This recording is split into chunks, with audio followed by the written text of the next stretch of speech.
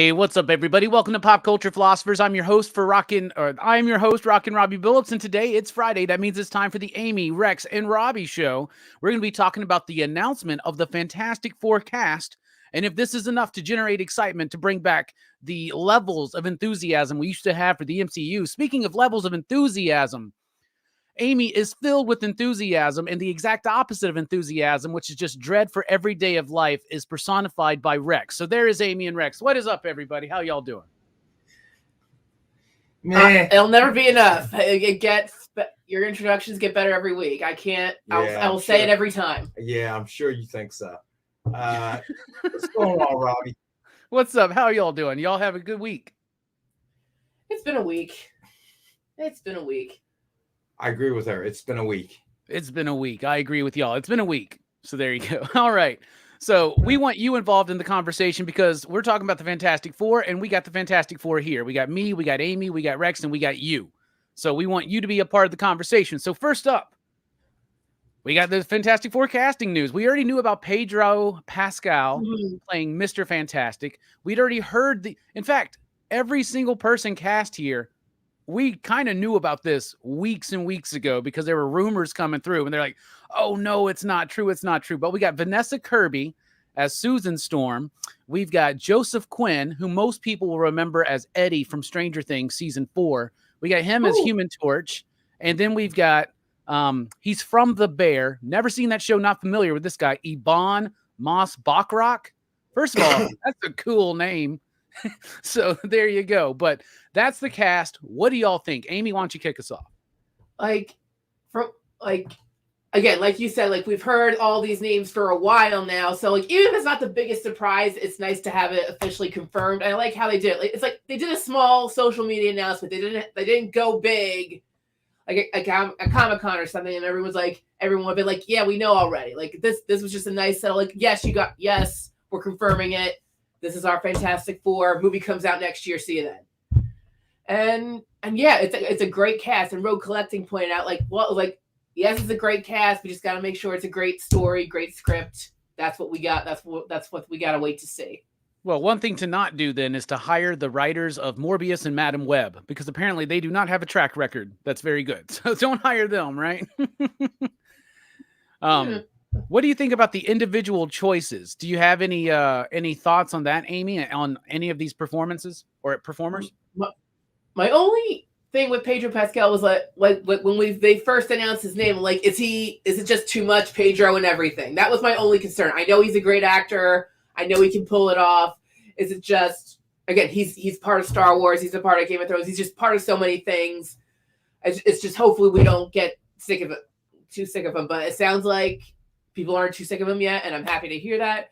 Vanessa Kirby, I've seen one or two things that she's in, and I've seen how good an actress she is. I am a Joseph Quinn fan. I love Stranger Things, so seeing him grow into a stardom is very exciting to see. And I haven't watched The Bear, but from what I've read, Yvonne's a great actor, and he's a great choice for Ben Grimm. So I'm feeling comfortable with this cast. Yeah, I had a buddy of mine play a small clip from The Bear for me yesterday with the dude, and it seems like he's going to be fine. He was kind of playing this kind of gruffy kind of guy.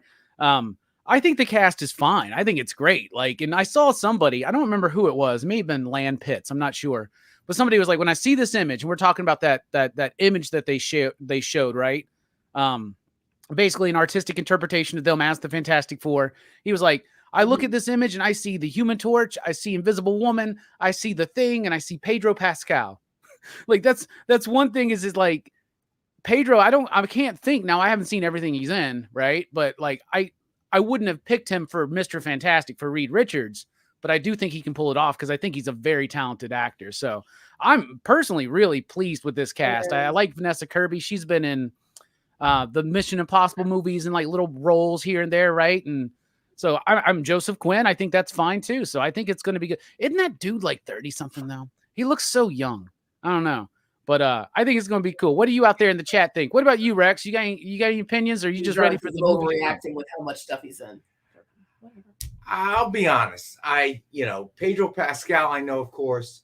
Vanessa Kirby, I think I've seen her in a couple of things. The other two guys, I don't really know. I don't care who you cast. I really don't. Okay. I think the last Fantastic Four movie proved that it really doesn't matter who you cast.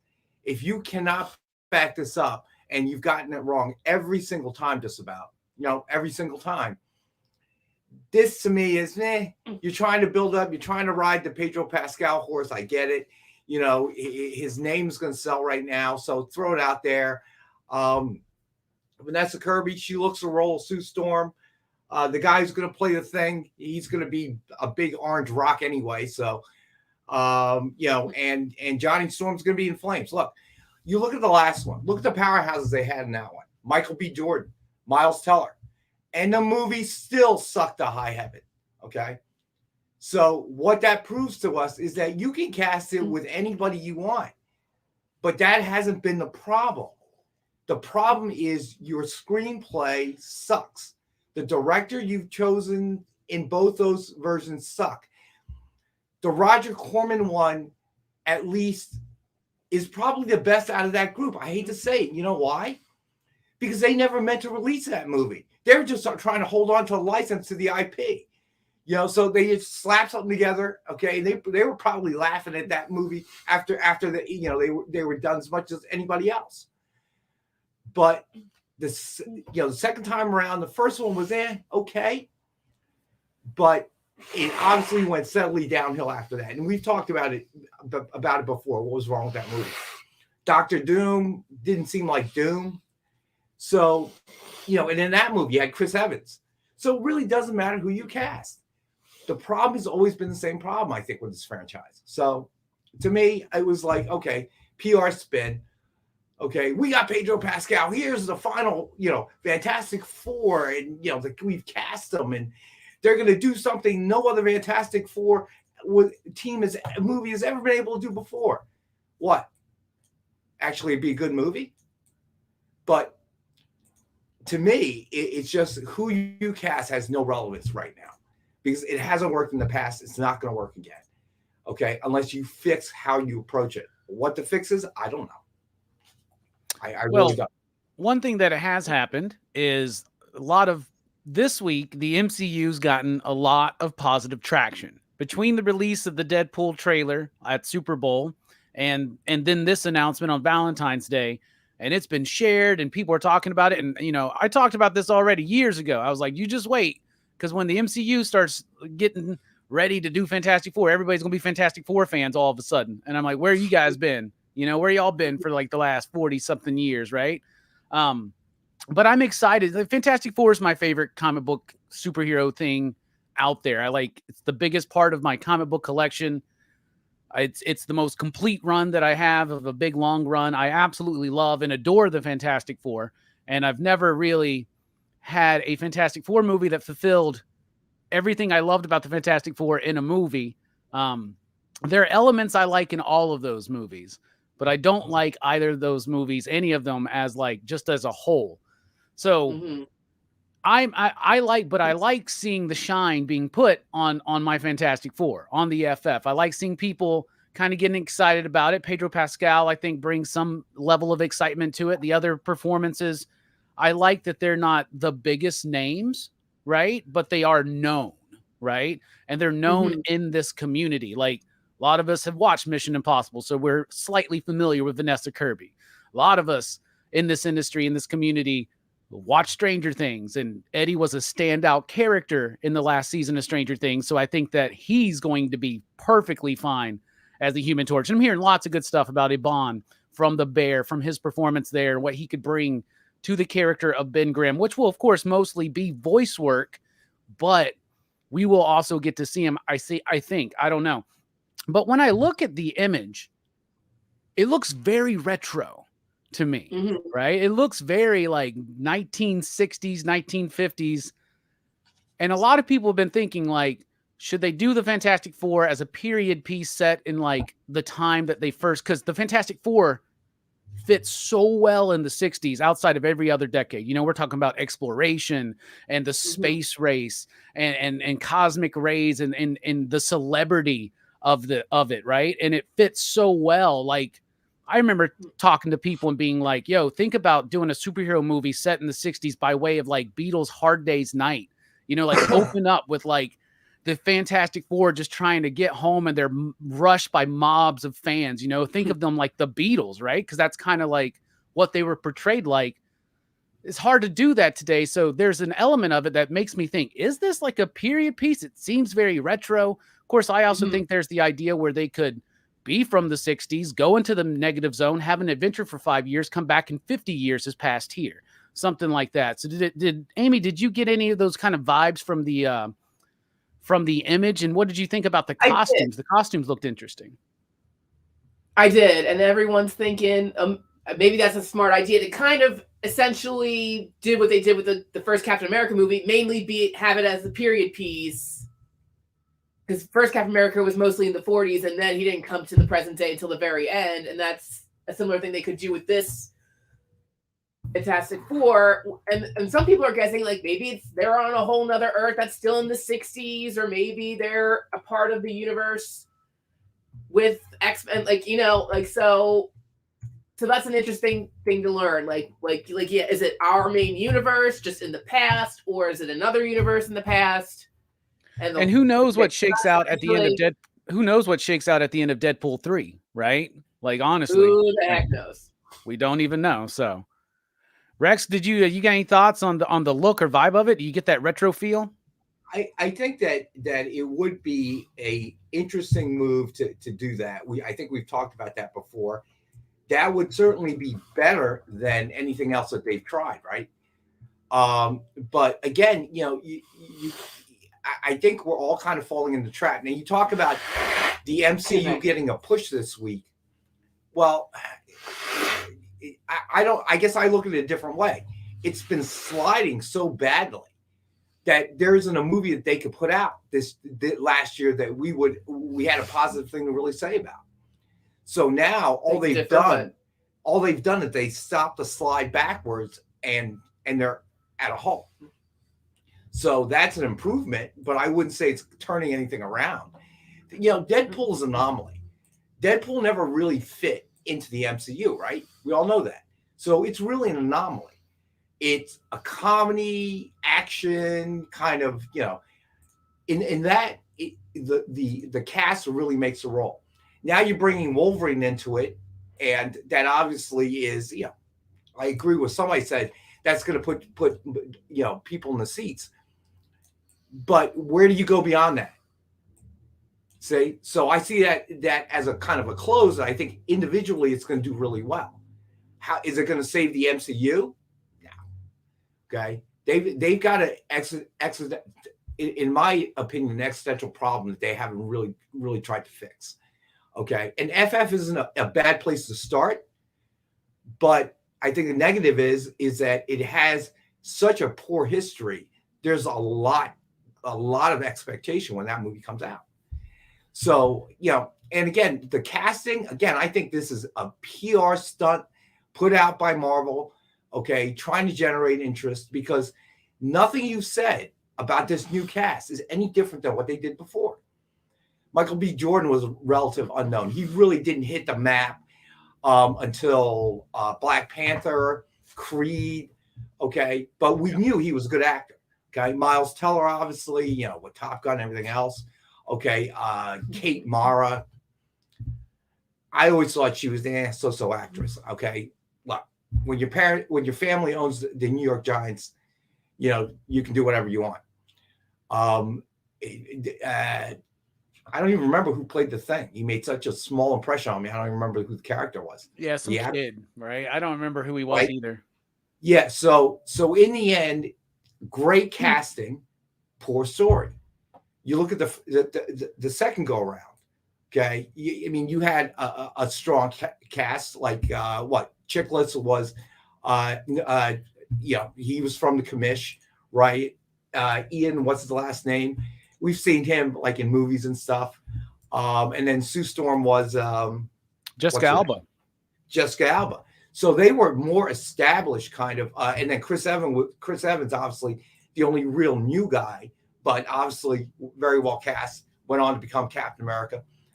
So that was a little bit different in the sense I think that they tried to use a cast of more established actors who had somewhat of a following. But again, Not a very good movie. Why? Same problem.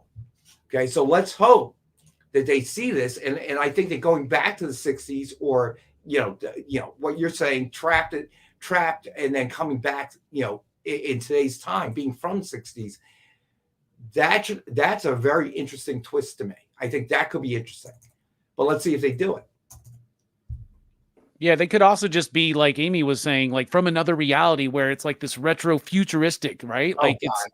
it's I've had enough multiverse. Okay. well, I mean, get ready for it, brother, because I mean, Deadpool 3, that's all that's going to be pretty much. But see, Deadpool 3 has got the opportunity to like poke fun at the misfire of the MCU phase 4 or 5 or whatever, right? I know who even knows what phase we're in right now, right? Because there's nothing clearly defining these things anymore. And so it could be like they could be from a world or a reality, and maybe like, we're building into Secret Wars and all this kind of stuff, but like maybe like a world where, like that retro futurist type stuff, right? Like what people thought the future was going to look like in the 60s. I think the Fantastic Four would operate well in a setting like that as well. So I think that could work. The scary thing though, because you're right, Deadpool is an anomaly, right? Like it's not really part of that big MCU thread. Obviously, they're going to be poking fun at it, breaking that fourth wall, having Wolverine.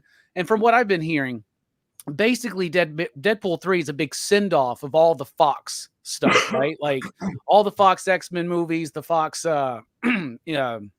Daredevil movie, the Fantastic Four, like basically a big send-off for all of that. So that could be fun and that could be neat, but yeah, I don't think that that's going to be showing us a cohesive direction as where we're going as the MCU. They are going to be depending on Fantastic Four probably to do that. They got to have this movie generate some excitement because right now it's not happening. But this week, yeah, between the Deadpool 3 trailer, the FF casting announced, and then the X-Men 97 trailer bringing back that animated series, it got a lot of people excited about some of their properties. And it's the first time that's happened in a while. So I think as a whole, that's a benefit for the MCU. Do you think, Amy, that this is giving them a chance now to bring back and generate that enthusiasm that people used to have for the MCU? I think it's definitely helping. Because these are things we've been kind of hoping for a long time. Like I remember when they were first talking about the Fox and Disney merger, like, oh, if they finally get Fantastic Four, they can finally do it right. And then like now it's happening, and people now still have doubts about it because of all the mixed reactions with the last couple phases, which I still think people are being a little too harsh on. But okay, where was I going? Oh my gosh. Yeah. It's a possibility, but there's still a lot of haters out there, I think is what you were getting to. Speaking of haters, Rex, you think that this is a good way forward for them? Well, I'll say this. I think that you mentioned the multiverse in Deadpool. Deadpool can pull it off. All right. Remember that scene where he goes to the X-Men mansion? Okay. And he says, why is it I only see you two? Right. Implying that, we don't have enough money to have the rest of the characters on, for the movie kind of, so Deadpool can get away with that. Okay. They can kind of tongue in cheek the multiverse kind of thing. Right. FF can't do that. So if that's their plan, I'm pretty sure it's going to suck. Okay. We get it already. You can go anywhere, do anything, alternate reality. Okay. We get all that. Star Trek covered that for us. Okay. We got all that. So now it feels almost a little bit like it's become, that kind of go-to, the trump card, if you will, the wild card. Okay. We can't think of a good storyline. How are we going to connect multiverse? Let's turn it into the multiverse. I think Ant-Man showed us just when you go too far with it, how you kind of lose people. Like, I don't care. I just don't care anymore. It doesn't make, it's just this convenient. You're not explaining anything. You're just using this convenient loophole to say, it's a multiverse thing. That's why. Again, okay, to try to fit a square peg into a round hole. And to me, it's no, you're not doing anything new. Is it positive for MCU what's happening right now? Sure, but the bar is so low. When was the last time anybody applauded what MCU churned out there anyway? So you got Deadpool, which I admit I think it's going to be great. But again, an anomaly. Okay, FF, you announce the cast. Okay. It doesn't really get me that excited that you announce the cast. Animation, always something separate, right? Yeah. From live action. You can have enormous success there and still stick it up with live action. So, honestly, what I see this as? A lot of manufactured PR and buzz. By who else? The MCU. Okay, which tells me that they are cognizant that something is they need to turn the ship. That they're headed towards the iceberg and they need to change the direction. So that's good news. Okay. Now, Spilios. Yeah, there you go, Big John. So, but the question is, do they turn to a better path or do they turn into yet another iceberg? I don't know. I guess. All right. So we're also here having the rumors come out that Doctor Doom is not going to be in the movie. He will not be the villain of Fantastic Four. There's going to be somebody else. I get Which that. is okay. I think that's okay. But my issue is this: like the distance between Fantastic Four and Secret Wars is not that far, right? So I'm worried that they're going to try to rush into because when they talk Secret Wars, I don't think they're doing Jim Shooter, Mike Zeck Secret Wars, right? I think they're going Jonathan Hickman Secret Wars, but Jonathan Hickman's Secret Wars was really, relied on Doctor Doom, right? And I'm worried that they're going to try to rush in Doctor Doom into one of the biggest stories involving him, where he basically becomes the emperor and savior of the multiverse. Of course, Right. This is the MCU. They may shift and change that like they did before, like Ultron. Ultron wasn't created by Hank Pym in the MCU. It was Tony and Bruce, right? So I don't know what they're going to do, right? And I think Doctor Doom would work as a line-wide villain, especially with his seeking of power, and especially if we're dealing with like the Galactus stuff on the threat on the horizon or Beyonder stuff or something like that. But like, you got to at least establish something for Doom. He doesn't have to be the villain in the Fantastic Four movie, but we need to at least establish something for him in that movie. I don't know. What do y'all think? Well, that makes a lot of sense. So I get it. If you're going to go with this big storyline, a very famous storyline, don't just rush into it. You got to earn it. That makes a lot of sense. And I know, and we've seen movies that just cut straight through to the big storylines, and it's not well earned. I totally understand what you mean. Yeah, 100%. What about you, Rex? You got any thoughts on Doctor Doom? Should he be in the movie? Should he be a threat? I think that it's a good thing he's not in the movie, because if you put him in the movie, it will increase the comparisons with the last version, okay, or a 2.0, if you will. All right, because he was the main bad guy. I think that all this talk about Doom started to happen when Jonathan Majors, started to get himself in trouble, and they didn't have a plan. So I think that was more fan filled than it really was a decision that MCU was really kind of considering. Maybe they are now because there's so much talk about it, but I don't think they really had that plan in place, right?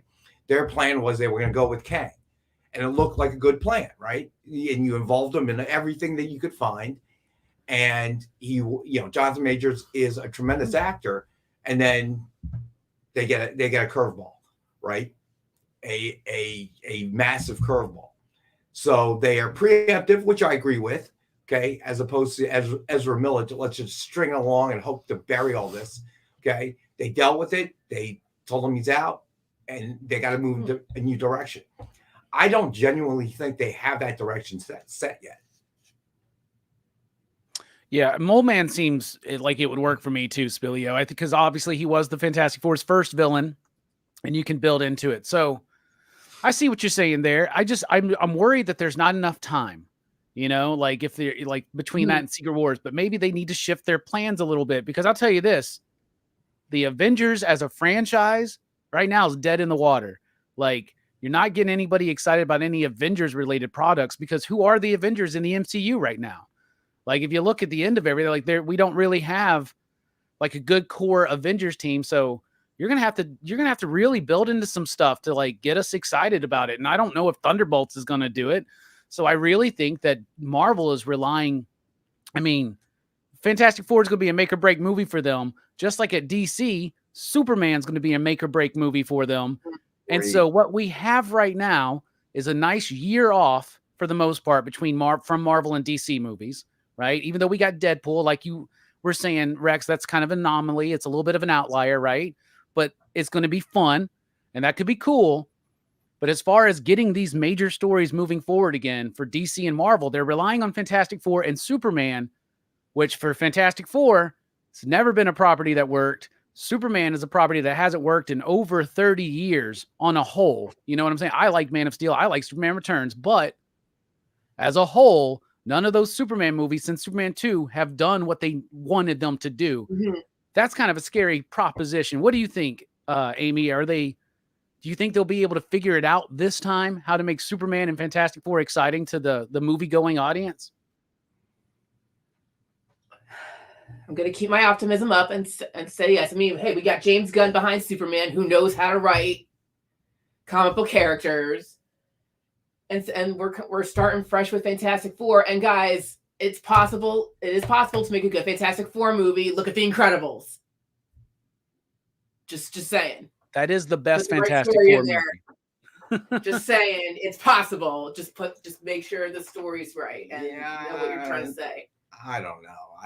Again, animation, I think has a disconnect with live action. But Mike Zero, you said the solution was to recast the Kang actor. I don't think that would have worked because they were going to move forward with Kang. They pushed him in front of us repeatedly, and to suddenly recast, I think number one, inevitably you're going to have that comparison, right?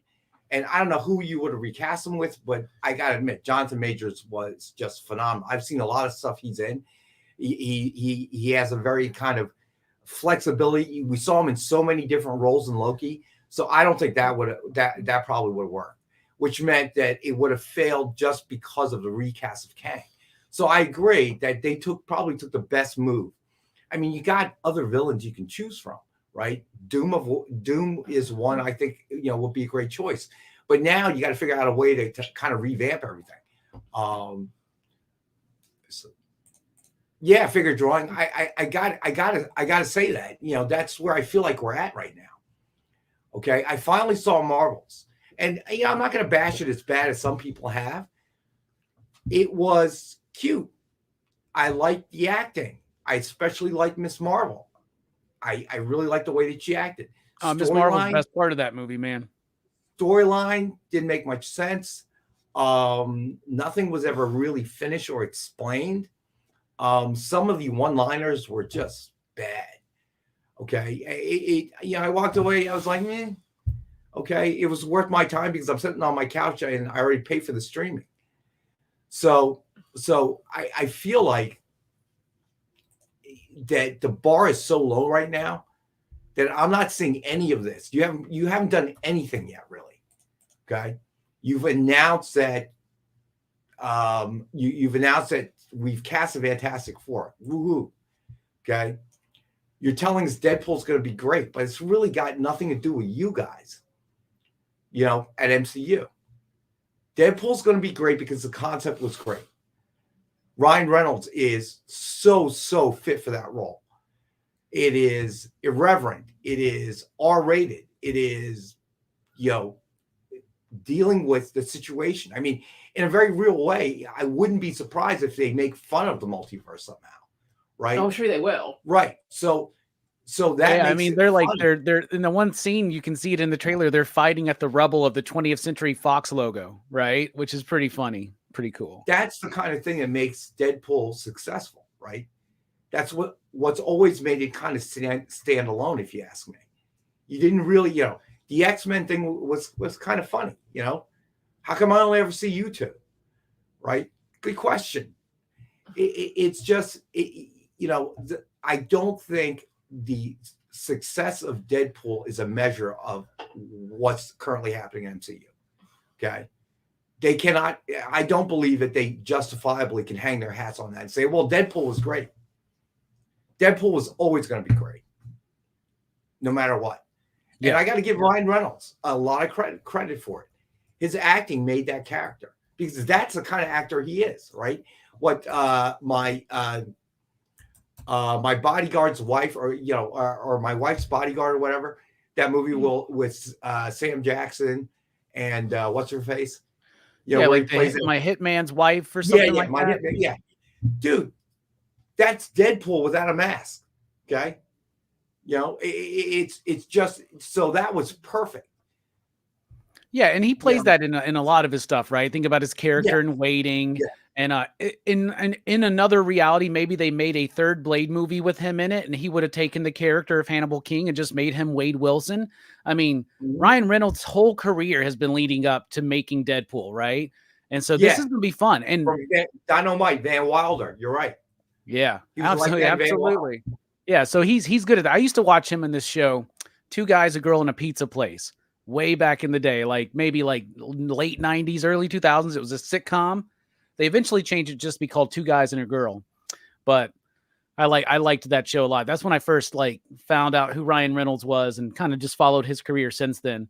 I'm not the hugest Deadpool fan, but I do like those two Deadpool movies. I'm excited for this one. The trailer for me was a little bit underwhelming. I liked the comedy in the trailer. I liked that they didn't show us too much, because they could have went ham and started showing a bunch of cameos and this and stuff. That pegging reference where he's like, pegging's not new to me, but it is to Disney. And he looks straight at the camera. I love stuff like that. That was hilarious. But man, come on, y'all. We already know Hugh Jackman is Wolverine in this movie. We've already seen him in that suit. Why couldn't you just give us an official look? You know what I'm saying? That's the one thing that really, really bothered me. What did y'all think about the trailer? Because they don't have to. Okay. I give them that much credit, because they don't have to. We're going to watch it. We're anticipating it. Figure drawing, I totally agree. Okay, they're gonna bank on this movie, but it doesn't really address the existential fundamental problem they've been experiencing over the last year and a half, 2 years. Okay, Deadpool's just an interlude, if you will, in the bumpy road that they're on. So they don't have to show you all this stuff, because they know. Okay, Ryan Reynolds has been teasing it, Hugh Jackman's been teasing it, Disney, Marvel has been teasing it. Madam Web, they want to show us the whole friggin' movie in the trailer. Why? Because that's about the only way they're going to get us to watch it. Okay? There was a lot in that Madam Web trailer. They really did take what I have to assume is the best of the best of that movie and put it together into a trailer. That's what I've heard. That is what I've heard. I haven't seen it yet, though. So you do what you have to do. So that's why they didn't show it to us, because they're not interested. Look, let's call it what it is. They're not really interested in making you or me happy. They're really interested to see how many of us are willing to spend the cash to watch it. That's what it boils down to. And now more than ever, they're coming off they're coming off the Avengers Endgame, where we can just put anything up there and they will come. It's like Field of Dreams. If we make the movie, they will come. Now they're in a period where, well, guess what? You actually got to make a good movie or we won't come. Yeah. I think Deadpool is going to do very well for them. I think it might be Marvel's first $1 billion movie in a long time, right? What was the last one? I guess Avengers Endgame was probably their last time they hit $1 billion. No Way Home, maybe. No Way Home. Yeah, maybe No Way Home for sure. So No Way Home. All right. So that's a Sony Marvel collaboration. Let's get to this. Are either of you surprised that Madam Web is not doing well? Not really that surprised. Well, what's her name? Dakota Johnson. I mean, she was even kind of not bashing it, but not talking really positively about the movie. The entire time, I don't know. We shot, behind a green screen the whole movie, so I don't know. It was doomed. It was doomed even before it got released. We all knew this. So. Yeah, I mean, Rex, you might watch it when it goes streaming. Are you planning on going to see it, Amy? I didn't really make plans to see it. I know my current movie plans are I'm seeing Dune opening weekend. Those are my next movie plans. Yeah. I'm thinking about going on Sunday if I can carve the time out. going before my live stream so I can talk about it. But I hear it's pretty bad. Like, and here's what's ridiculous. I was looking, and the writers of that movie were the writers of Morbius. They're also the writers of that movie, Gods of Egypt, if you remember that movie. I actually saw that one, I think. Why are these people still getting gigs on these big high-profile movies? I don't understand. That's not how it's supposed to work. Like, if you're supposed to do good and then you get, brought up into these other movies. But I don't know, man. Sony just is aimless with what they're doing. They're just scrambling. I don't know, man. I don't know. And I don't think Craven's going to be much better. So I guess another example, it depends on the team. I mean, hey, look at the the animated Spider-Verse movies. It's a totally different team of people working on those movies, and look at the team who's working on Madam Web. So there you go. Yeah, for certain. What about you, Rex? I think again, the fundamental problem has not been addressed by them. I think maybe they're starting to wake up on it. Starting to see it. I don't know what they thought they were going to do with Madam Web. I don't know if it was expanding the IP or whatever the case may be. Maybe not. Maybe. What figure drawing says? Maybe it's not. Maybe, yeah, figure drawing. That's a good point. Maybe it is another Roger Corman FF. I don't know. But I don't know. There are just too many. Okay. There are too many, and these offshoot characters are really diluting the kind of the kind of pool, if you will. Did we really need a Madam Web? I mean, what was the point of that?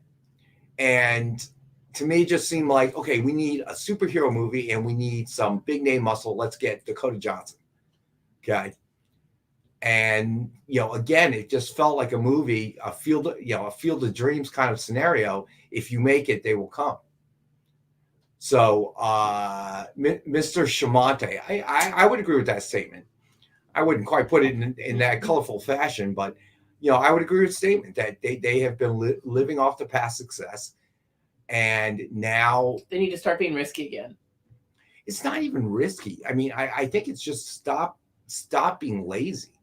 Okay, they're not really trying to make a good movie anymore. They got to a point where they were just trying to tie every movie together in lieu of a good individual story.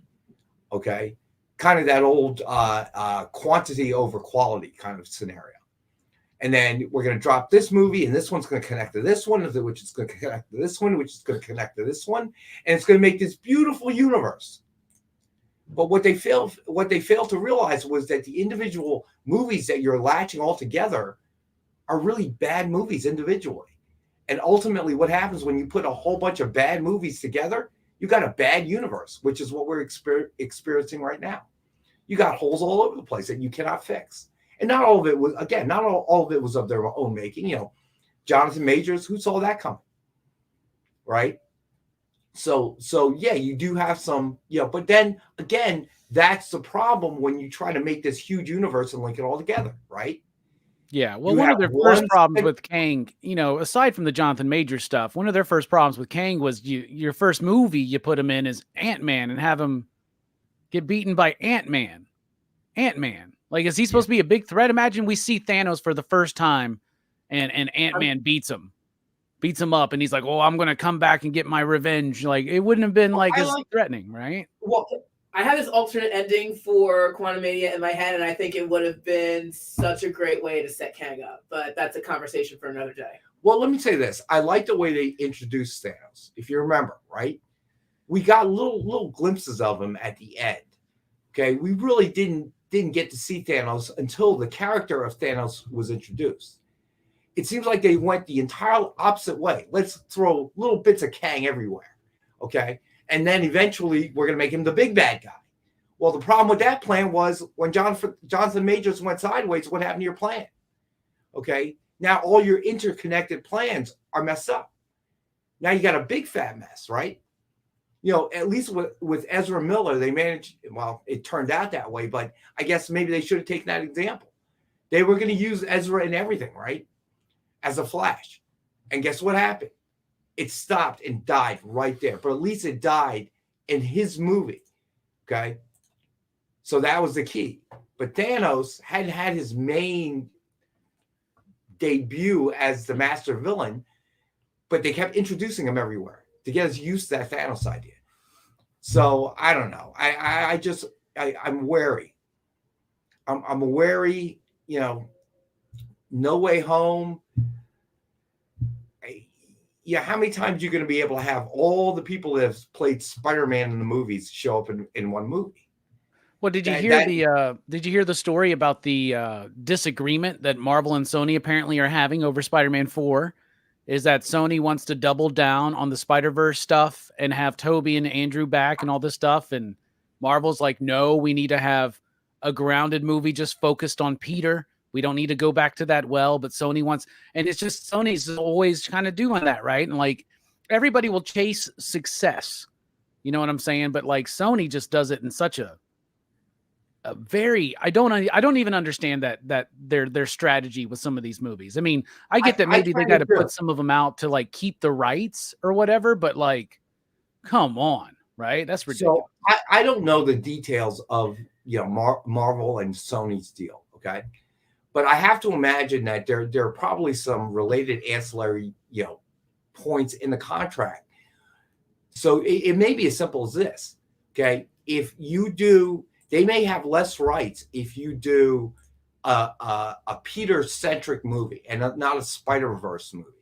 Whereas Sony may have more rights if you expand it into Spider-Verse. Okay? Is kind of what I'm saying. So that might, and they may have opportunities to kind of offshoot from that property if something takes hold. Whereas if it's Peter-centric, nothing new can happen. And maybe most of the rights belong to Marvel in that case. I don't know. Okay, I'm just, you know, hypothetically, you know, kind of saying, because I'll say this one. I've seen companies make stupid decisions, but the decisions are always motivated by one thing: more money. Yeah. So I don't see one taking a side or one taking the other side that doesn't have something to do with money. You know what I'm saying? Yeah, 100%. Dynamite, you're right as well. I'm pretty sure they'll do a Spider-Boy movie as well, because that character's kind of taken off a little bit. And it's actually been a pretty cool book. So, do you do that as an animated movie, though? See, I think that might be I think if I was Sony, I would straight up tell them, like, aside from your live action movies you're doing along with Marvel, just do animated films. Just like maybe we need to cut down on the live action. I would tend to agree with that. Dynamite, I think there will be a Spider-Boy movie. I think it's going to be animated because after the results of Blue Beetle, I don't think so. Well, what they may actually do is put him in the next Spider-Verse movie and then have him have his own spinoff, you know, or something after that. That'd be cool. That'd be an interesting idea to see that they do that. Well, so what we're doing right now is we're set up for July 2025. Superman Legacy is supposed to be like July 11th of 2025. Fantastic Four, July 25th. These two movies are going up against each other pretty much, right? Like there's a 2-week gap between them, but like there's going to be a lot of talk about those two movies. And we've already kind of touched on this, but like two properties that haven't really worked successfully for a long time for both DC and Marvel. Which one do you have more faith in? Which one do you think is going to come out on top, critically and commercially, between Superman Legacy and Fantastic Four? Amy, what do you think? I don't want to choose. I want both of them to be successful. I genuinely want both of them to be successful. I think it's probably going to be Superman, mainly because it's been a while now, and a lot of controversy, obviously, when everything was switching hands. They've had enough of a rest coming off Flash that I think that everybody is anticipating that James Gunn will be. Well, I don't know if they think he will or will not. Okay, I think that we're all waiting to kind of see if he can. And it does truly mark the start, if you will, of Gunn's, vision for DCU. So I think by that token alone, it's gonna end up beating FF. Okay, FF, unless we're all sitting here and we've been burned once, twice, wanting it to be good. Now your third time in, I don't know, man. I don't see anybody breaking the doors down. Yeah, figure drawing, maybe. I'm not saying what you're saying is not possible, but I think that it probably has a better chance. Okay. Unless it sucks. I'm not saying one's going to be better than the other. I just think that there's more. I think there's more there that we want to see. It's been a longer time, whereas with FF, it's just like, we still have fond memories of Superman, Christopher Reeves, but I don't know anybody has fond memories of FF, Aside from me, but besides you. Okay. So yeah, I it's going to be interesting to see, because Superman's obviously the most recognizable property out of those two, I think, to the general public, right? But there's going to be another factor involved, and that's going to be the MCU momentum, all right? So let's say Deadpool 3 does very, very well, and let's say there's even a tease in there towards Fantastic Four or something, right? And then let's say that Thunderbolts comes out and actually does well, and people like spread word of mouth, and they're like, they really like it. Then Fantastic Four can be set up well, right? But if Deadpool comes out and just does its own thing and it's on its own, and then Thunderbolts comes out and it doesn't really make it a splash, and then let's say Superman's getting good word of mouth, Fantastic Four, they could, with the MCU, they got momentum, but with Superman, it's like, oh, we have to start momentum. So it's going to be interesting. I don't think either of them are going to do like $1 billion, but I think that they're both going to be very similar, but it's going to be interesting to see. I do have more faith in James Gunn over, isn't it Peyton Reed who's doing the Fantastic Four movie, I believe? Writing wise, or what's that? Or I thought they got Matt Shankman to do for FF. I thought that he left the project though, didn't he? Oh, can anyone fact check us? I'm sorry. Am I confusing people? Because I don't remember Peyton Reed being a part of the FF team. Yeah, I know they changed directors, but I don't think that's who they changed to. Okay. Yeah, Matt Shankman. Okay, it is. So I think that this little interlude proves one point. I think Superman will do better because everybody's willing to give James Gunn a shot, okay, to see, and it's truly the start, and he's got that big muscle, okay. FF has been a failure every time they've tried it, and we don't even know who the writer is. Okay. So by that token, I don't think a mention in Deadpool is going to help it. I don't think it'll hurt it, but I don't think it's going to help it. Because we all know Deadpool, I think anybody goes to watch Deadpool sees Deadpool as what Deadpool is. And I don't see any mention of FF is going to make people go, oh, unless it's the same type of film, but I find that highly unlikely, right? Yeah. Thunderbolts, I think we all figure is not going to do very well. So, I mean, that's it. That's just it. So it's interesting, as we keep talking about this, we talk about how the studios are pulling a lull. Maybe, and they're saying maybe they recognize the saturation. I don't think that's the reason. I think that the lull is there because they needed to pull back and revamp, both of them. DC tried to do in the new gun regime, Blue Beetle, Flash, all these movies, they were failures. Okay, MCU has not had a successful movie since when? So obviously both camps said, we got to pull back, we got to regroup, we got to figure out what to do here because what we're doing isn't working. And that's why there's a lull this year. That's it. Push everything back. Nothing's working. We got to go back to the drawing board. Yeah. So I hope so. You really think the Thunderbolts is going to rule? I don't think so. But it basically feels like a sequel to Black Widow, which I don't know, man. I don't know. I don't have much faith in it. We'll see what happens. So yeah, I don't know. The fatigue is real. The fatigue is real. That's all I'm gonna say. Rex is like, I don't want to talk about any more of this kind of topics on this show. I don't want to talk about the future. Just let the movies come out, then we can talk about them. Thank you so much for a wonderful conversation yet again. All in all, I'm excited for Fantastic Four, Deadpool 3, and I'm excited for Superman Legacy. So it's going to be interesting to see how this all plays out. as more announcements come out, as we see trailers and footage and stuff like that. What's that, Rex? I did want to respond to Big John. Big John, I know we knew you were being sarcastic. He said Aquaman 2 made $500 million worldwide.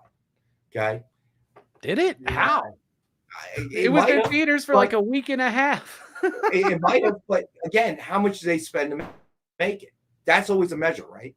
So I heard an interesting bit of news on the morning show this morning. So Footloose was released 40 years ago. It was a resounding success. I think it made something like $18 million or something like that. Okay, and it was a resounding success because it cost $2 million to make. So, that always ends up being the key. So, that's why we're measuring in billions. Okay. But I don't know. I just feel like, I know Flash Blue Beetle was kind of pushed as the first movie in the new Gunn era, whatever the case may be. I think we all recognize that the first James Gunn started of the DC universe was going to be Superman. Okay. We all accepted that. So I think we're looking at that and saying, okay, James, what you got? Okay, please make it as good as Peacemaker. That's what we're hopeful. Okay, I don't know that there's that much hope for FF. All right. So yeah, and I looked it up. Aquaman 2 made $430 million worldwide on like a $200-something million budget. But obviously, since the first one made over $1 billion, that's definitely kind of not what they were looking for. Well, the number they don't include is what they call, the cost of release and distribution, things like that. Yeah. So that's why the measure would that's why I think everybody was calling Aquaman 2 a failure, and why, certain movies like Batgirl get shelved for the write-off. Okay. Rather than dump, we can get this much for the write-off rather than dump more money than we can get for the write-off into distribution. Let's just shelve it. So. Yeah. Again. Well, great conversations. If you're watching this on the replay, let us know your thoughts in the comments down below. Rex, Amy, thank you so much for joining us. What y'all got coming up? All right. So tonight, 7 p.m. Eastern on the EXP, you're going to have Nick with original art. We'll be back on Monday, obviously, with John and Robbie, 6 p.m. to 8 on the EXP for our Comic Collectables show. And what do you got going on, bud? Well, on PCP Movie Night on Monday night, we're going to be talking about a movie that was one of my favorites when I was a teenager. We're going to be talking about Lock, Stock, and Two Smoking Barrels. So catch us on Lock, Stock, and Two Smoking Barrels Monday night after our show over at the EXP, which there is a link in the description below to that exact show. So you can get there, hit the thumbs up, set a reminder and a notification, because there's always a lot of fun over there. And lately, a lot of awesome giveaways. A couple of weeks ago, we gave away a piece of original art. We had Ken Hazer on. We were showing off his stuff. It's a cool show. Everybody needs to check out. So I forgot to mention, starting, I want to say February. Hold on, I got to check the date. I'm sorry, Robbie. So you're starting fine. February 26th, I believe. So we are giving away 25 comics on the XP, various shows. They'll either be slabbed or high ratio incentives. Celebrate finally getting to 2,500 subscribers. So, yeah, everybody keep your eyes out on that. Any one of the shows. And that's going to be channel wide, right? Huh? That's going to be channel wide, right? Yeah, channel wide. Correct. Yeah. All right. Well, thank you all so much. Let us know what you think in the comments down below. We'll catch you next time.